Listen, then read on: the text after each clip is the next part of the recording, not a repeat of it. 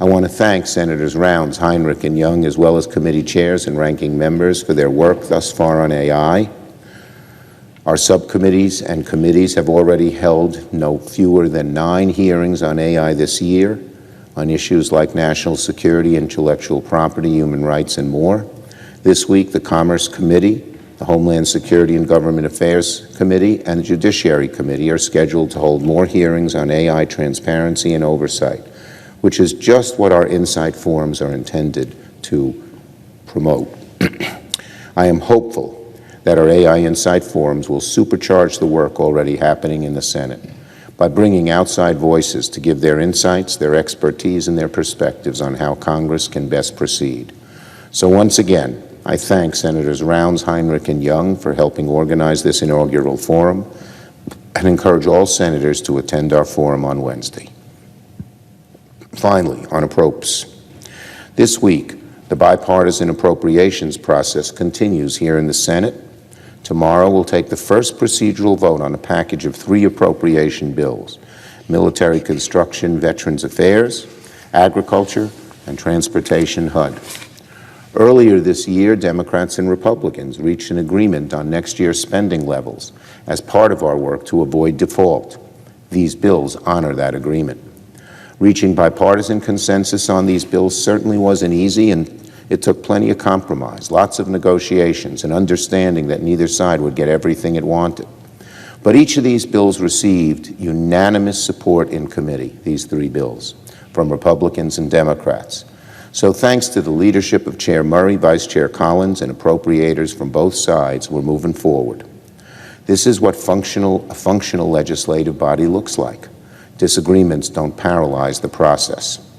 Now, as we process these appropriations bills through the floor, Congress must also avoid a pointless government shutdown later this month.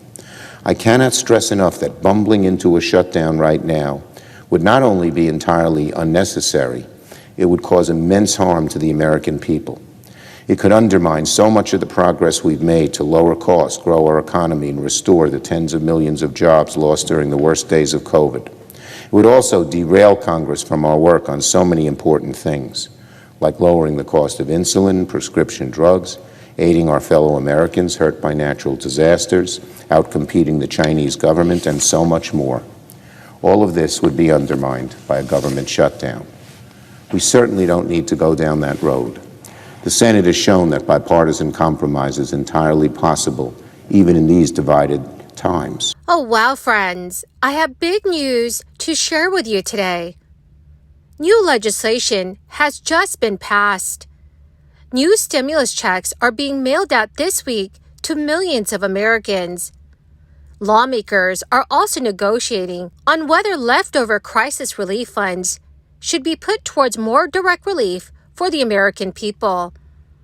My dearest friends, please make sure that you watch until the end of this video for more information. Also, every Friday, I will be announcing several winners for the Walmart gift card giveaway. If you would like to enter these weekly giveaway, friends, simply click and like several on my videos and then comment below the keyword of each video that you watch. The more videos that you comment on, friends, the greater your chances of winning these giveaways. It's been about a month since residents of Minnesota began receiving one-time tax rebate payments, which were approved in the last legislative session. These rebate payments are out of the state's multi-billion-dollar budget surplus. While some taxpayers had the money directly deposited into their bank accounts, many are receiving checks in the mail. Residents of Minnesota who have not received their one-time payment should not need to do anything to receive their money. According to state officials, the money will automatically be sent by direct deposit or by paper check based on your 2021 income tax return. The one exception is if you've moved or changed bank accounts since filing your 2021 return and missed a July deadline to update your information. For anyone who lived in Minnesota in 2021 and filed an income tax return or property tax refund, you will be eligible as long as you meet the limits on the adjusted gross income in your 2021 tax return. That limit is $75,000 or less for single filers and $150,000 or less for married couples who file joint returns. Remember, friends, you do not need to apply. There is no application or form to fill out. These rebates will be sent automatically based on your income tax returns for tax year 2021. Virginia lawmakers passed a budget bill that will give teachers and state employees pay raises, fund public schools, and mental health programs, and it sends one-time rebate checks to taxpayers. The Virginia House of Delegates and State Senate approved changes to the state spending plan until the end of next June. It is a deal that also includes funding to increase state prison oversight and address K through 12 learning loss. Budget negotiators reached a deal after months of talks, which stalled over partisan divisions on Governor Youngkin's tax reduction proposals, and as lawmakers ran in June state primaries.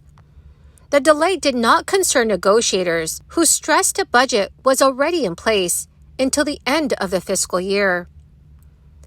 The votes to approve the deal during Wednesday's special session were expected, as lawmakers stressed the need to pass a long-delayed budget bill before the final votes were tallied.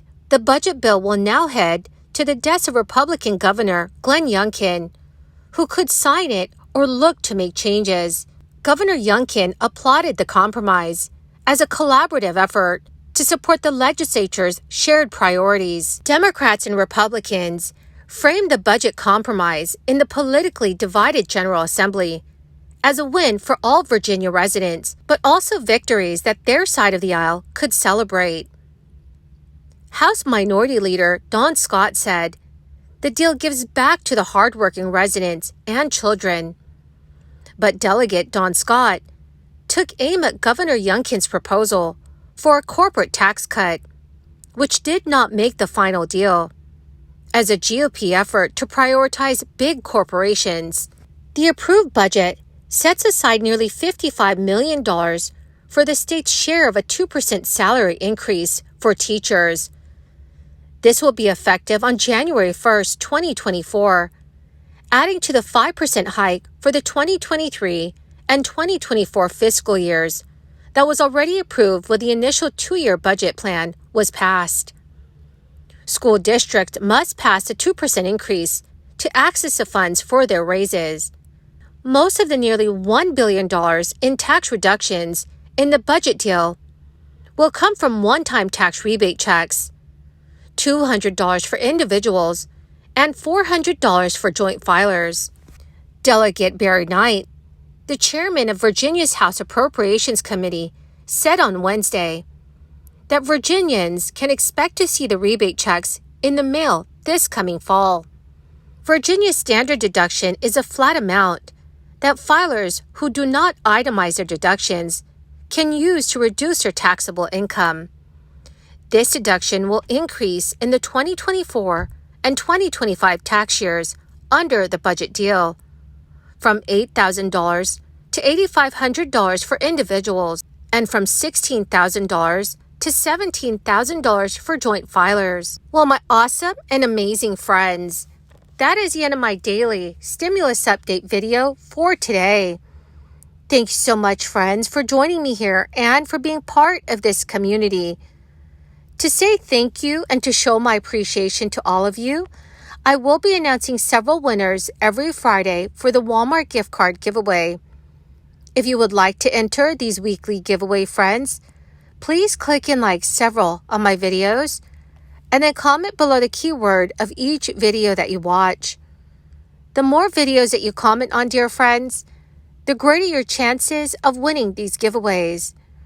Thank you and have a wonderful and very blessed week.